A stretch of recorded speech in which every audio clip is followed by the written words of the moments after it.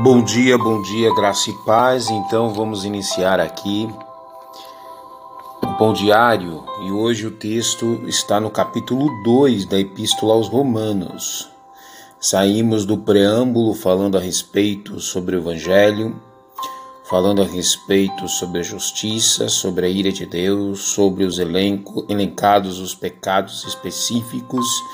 Ele, literalmente, o apóstolo Paulo enviscera toda essa questão. Mas agora, o capítulo 2, e o título traz na Bíblia King James Deus julga toda a humanidade.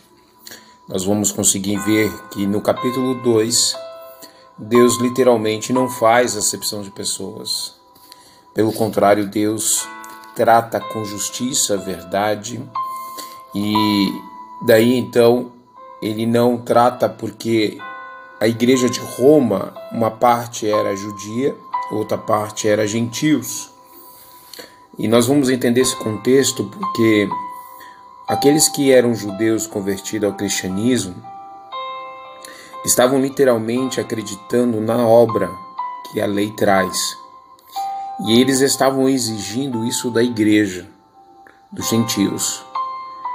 Só que quando os gentios eles conheciam a palavra, eles literalmente tinham mais temor em atender à lei do que mesmo os próprios judeus.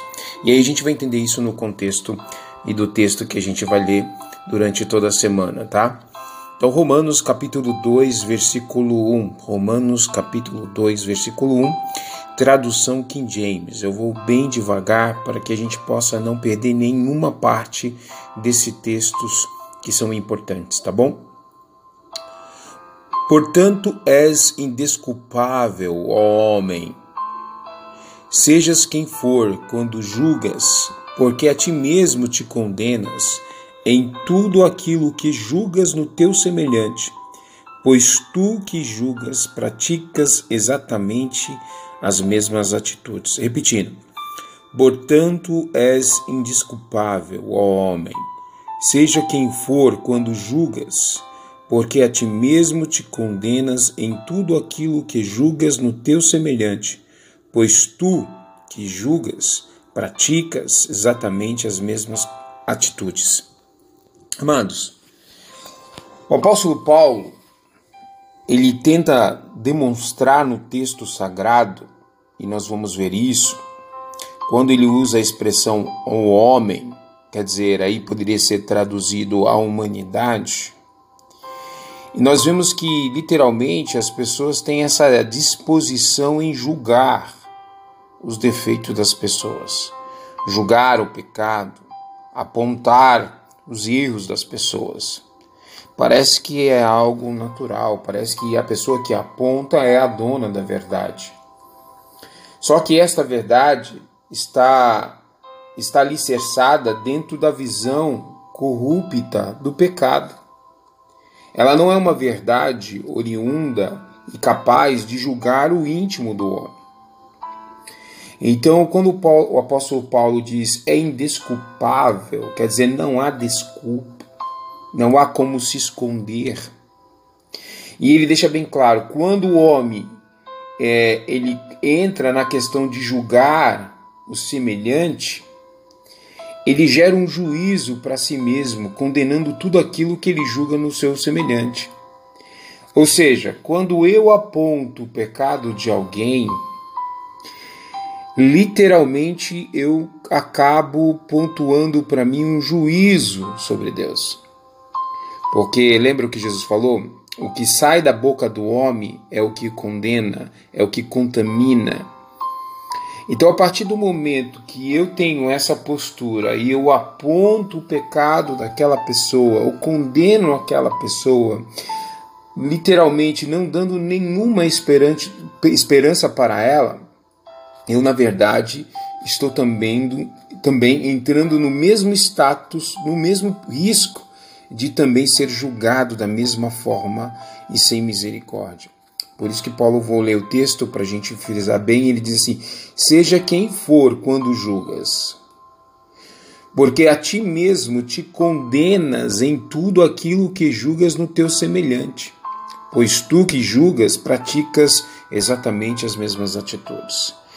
Ou seja, que a nossa natureza está para todos na mesma condição e status de pecado. Não é um pecado específico que nos faz diferente. De repente eu não sou adúltero, mas eu sou mentiroso. De repente eu não sou homicida, mas eu se iro contra o meu irmão. Deu para entender? Então, Jesus Cristo, ele literalmente ele consegue enxergar isso que está intrínseco lá dentro. Por isso que as nossas orações devem ser orações de arrependimento. Orações que verdadeiramente reconhecemos o nosso pecado. Orações que, na verdade, demonstram a Deus a necessidade de misericórdia. E esta misericórdia, ela não pode só ser vivida só para mim. Quando eu vejo um outro irmão, uma outra pessoa no estado de pecado, eu preciso ter a visão de misericórdia. A visão de que aquilo que Cristo fez na cruz do Calvário não serviu somente para mim, mas também pode servir para outrem, se ele for chamado e escolhido. Por isso, a ideia principal é que nós anunciamos o Evangelho e não apresentamos a lei de Moisés para condenar e apontar o pecado. E literalmente, então, considerar aquela pessoa morta para Deus. É claro que as pessoas que estão vivendo de uma forma alienada no pecado e que literalmente escolheram viver esta vida sem ouvir a palavra de Deus, eu não preciso julgá-las, eu não preciso condená-las, eu não preciso citá-las a respeito que estão condenadas. A própria palavra de Deus, ela faz isso. A minha preocupação deve ser ter misericórdia, ter compaixão, ter entendimento que o pecado está destruindo aquela vida. E diante disso, o apóstolo Paulo então diz que ninguém vai ser considerado inocente, sem culpa. Se você hoje conhece a Cristo, se você hoje conhece as misericórdias de Deus, ela não serve só para ti, ela serve para os outros. Ela serve para o teu esposo, ela serve para a tua esposa, ele serve para os teus filhos, ele serve para os teus amigos, ele serve para os teus irmãos na igreja. A ideia principal é que nós entendemos a palavra que ela nos condena a nós mesmos. Eu preciso ter esta consciência e não olhar a palavra e condenar o meu irmão. Abandonar o meu irmão, seja o pecado que ele estiver fazendo. A minha ideia principal do texto é entender que se eu coloco aquele irmão condenado, ou aquela irmã, ou aquela pessoa, literalmente eu também me coloco como juiz, e como juiz eu estou me autocondenando. Olha o texto, vou ler de novo. Versículo 1, Romanos 2, portanto, és indesculpável, não tem desculpa. O homem, ou a mulher, ou a humanidade, seja quem for. Tá vendo? Paulo amplia, seja quem for. Seja homem, velho, criança, adulto, idoso, jovem. Quando julgas, literalmente ele fala, quando julgas, porque a ti mesmo te condenas em tudo aquilo que julgas no teu semelhante. Então, a partir do momento que eu olho a vida do meu irmão e eu condeno aquela pessoa, no meu ponto de vista, sem entender a ótica da misericórdia, que Deus pode literalmente salvar aquela pessoa e mandar eu para o inferno, é isso que eu preciso entender. Nem sempre aquilo que eu acredito que toda a religião, toda a liturgia, eu dou a minha oferta, eu dou meu dízimo, vou todos os dias ao culto, eu participo da escola dominical, mas eu julgo no sentido de condenar, eu estou condenando a mim mesmo. A palavra, na verdade, ela é para levar o discernimento para si e não para outro. Agora, é claro, ensinando a palavra, nós vamos ensinar, vamos pregar a boa notícia, vamos falar sobre a salvação, vamos falar sobre a questão do pecado, o porquê que Cristo veio, qual é a solução para o pecado, qual é o instrumento que nos leva a ter a participação da fé, da salvação, que é a fé em Cristo Jesus. Então veja, o versículo é bem enfático, bem direto e objetivo. Então quando você julga alguém, e o que mais nós vemos nas pessoas hoje, dentro da igreja, que era para ter uma palavra de boa notícia, eu não estou falando que a igreja ela vai literalmente passar a mão sobre a cabeça daqueles que estão no pecado. Ou não é isso, amados, não é isso. Você não é Deus. Quem pode julgar, quem pode literalmente censurar alguém é a própria palavra de Deus. Por isso que devemos pregar a palavra de Deus, porque a palavra de Deus, ela literalmente vai levar o discernimento, ela conhece, ela é eficaz, ela vai até as profundezas da alma, discernindo a intenção dos homens, e aqueles que foram chamados, eleitos, eles vão se arrepender e vão deixar o seu pecado, porque o Espírito Santo vai falar de forma eficaz no seu coração, tendo a necessidade de abandonar o pecado. Somente em Cristo Jesus, somente entendendo esta palavra, é que nós possamos então estar limpo pela palavra. É o que João diz no capítulo 15 lá. Ele fala: vós estáis limpo pela palavra, e eu limpo cada dia mais, para que cada dia vocês possam dar mais frutos, e frutos de arrependimento. Então a palavra, o Evangelho, ele traz para nós uma consciência intrínseca e não uma consciência extratrínseca lá fora, apontando para o exterior, as outras pessoas. Eu tenho que julgar a mim mesmo. Olha o texto da ceia. 1 Coríntios 11, 23 em diante, quando Paulo fala assim: examine-se, pois, o homem a si mesmo. Então toma do pão e beba do cálice. Veja, quando ele fala examine-se, pois, o homem a si mesmo, ele quer que você faça como eu posso falar? Olhar para dentro de si, reconhecer a sua miséria, o seu pecado, a sua natureza.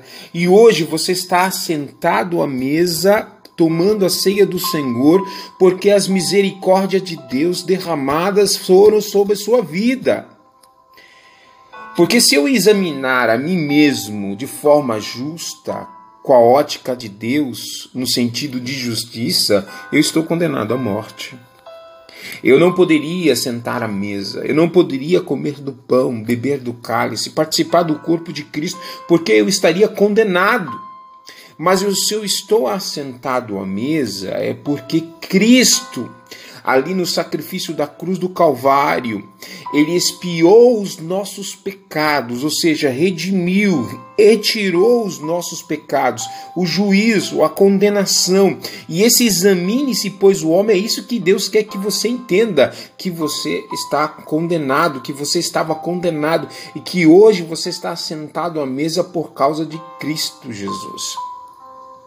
Agora, quando se trata da questão de ensinamento da palavra, de doutrina, aí sim, você precisa ser incisivo, julgar, ensinar, admoestar dentro da palavra para corrigir uma falsa doutrina, tá? O que Paulo aqui está falando exatamente, não está falando literalmente de uma doutrina específica, mas está falando a respeito do pecado. Nós estamos dentro da questão da amartiologia, da cristologia e da soteriologia, esses estudos falando sobre o pecado, falando sobre Cristo, falando sobre a salvação, e que o homem precisa ter consciência em si mesmo, que se ele aponta outra pessoa, principalmente utilizando a lei, ele está sendo condenando por si mesmo, ele está condenando a si. É isso que Paulo está falando claramente. E Paulo chama atenção isso porque na igreja de Roma, os irmãos judeus achavam que por ser judeus, apesar de estar dependendo da graça, eles eram diferentes, eles estavam isentos da ira de Deus. E Paulo coloca todos no mesmo patamar. Paulo faz a mesma coisa que Jesus Cristo fez com aquela mulher adúltera que foi pega no adultério e trouxeram ela e disse, na lei de Moisés está escrito. O que eles fizeram foi o que os judeus estavam fazendo aqui em Roma. Na lei de Moisés está escrito que essa mulher deveria ser morta por adultério, e tu que tens a falar sobre isso. Jesus literalmente abaixa, fica calado, e eles insistem, e Jesus então fala, quem não tem pecado, tira a primeira pedra. E todos foram embora. E Jesus pergunta para a mulher, mulher, aonde estão os teus acusadores? Cadê eles?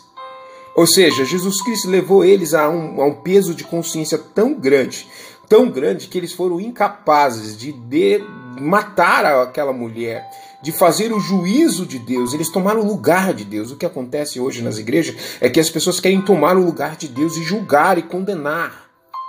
Mas antes, o que a palavra de Deus está nos ensinando aqui é que Deus, na verdade, nos condena esta prática de condenar o pecador. Porque só quem condena o pecador é Deus, através de Cristo Jesus. A nossa função é pregar o Evangelho, que é poder de Deus para a salvação de todo aquele que crê. Então você vai ver eu sempre voltando nessa questão.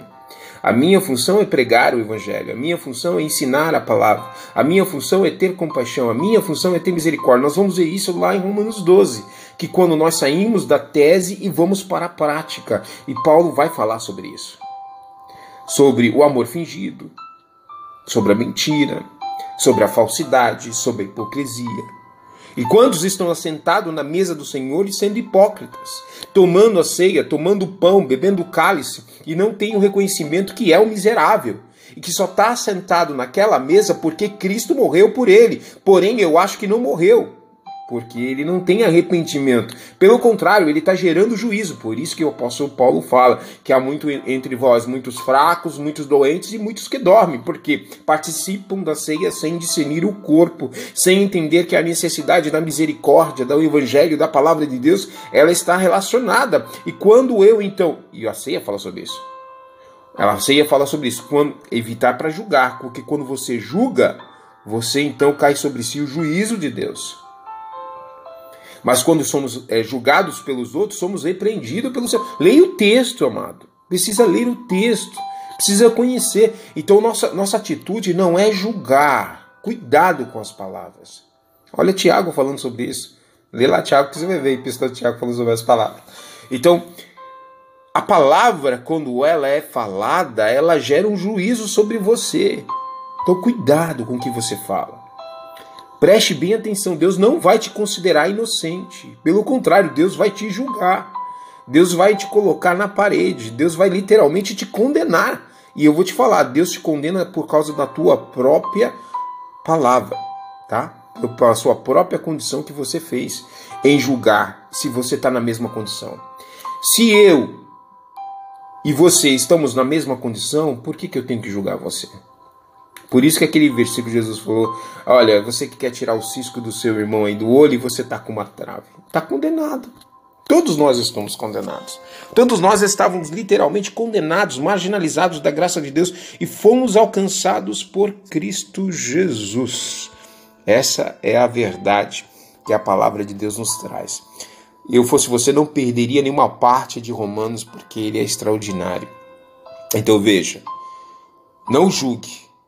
Então, quando você examine a si mesmo, o apóstolo Paulo, voltando para 1 Coríntios 11, ali na parte da ceia, e ele fala sobre isso, é que você entenda que você era condenado, que você não tinha condições, e que hoje você está assentado à mesa, participando da comunhão horizontal com seus irmãos, né?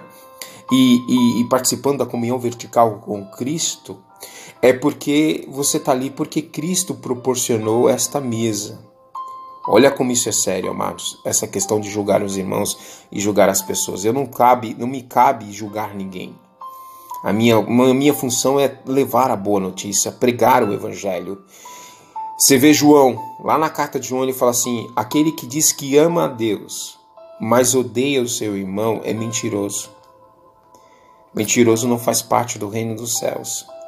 Se você diz que ama a Deus, que Deus é invisível, você não viu ele literalmente e pessoalmente, só conheceu pela palavra ou por ouvir falar a palavra, e literalmente diz que ama a Deus, e o seu irmão que está ao seu lado, precisando de ajuda, e você literalmente odeia ele, aborrece ele, muitas vezes até condena ele, o apóstolo, né, no caso, Tiago fala sobre isso, o apóstolo aí, na verdade, mas o Tiago fala sobre isso, que pode sair da mesma fonte água doce, água amarga, pode sair bênção ou maldição. Uma hora a nossa boca adora a Deus, exalta a Deus, e outra hora nós amaldiçoamos os nossos irmãos.